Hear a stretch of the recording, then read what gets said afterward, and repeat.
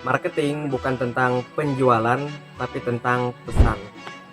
Kebanyakan orang mungkin berpikir kalau marketing itu tentang bagaimana cara kita sebagai seorang marketer menjual produk perusahaan terhadap pelanggan. Tapi yang paling penting sebagai seorang marketer, bagaimana cara kita menjual pesan perusahaan melalui produk terhadap pelanggan. Makanya gak heran brand-brand besar kayak Apple, kayak Nike itu jarang ngomongin spesifikasi produk. Apple contohnya, mereka ngomongin tentang kreativitas, identitas, dan juga lifestyle. Nike misal contoh, mereka nggak ngomongin tentang spesifikasi produk mereka, tapi mereka ngomongin atau mereka ngejual pesan untuk berubah menjadi lebih baik.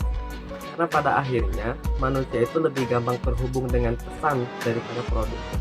Oleh karena itu, marketing yang terbaik bukan tentang bagaimana cara kita menjual produk, tapi bagaimana cara pelanggan percaya terhadap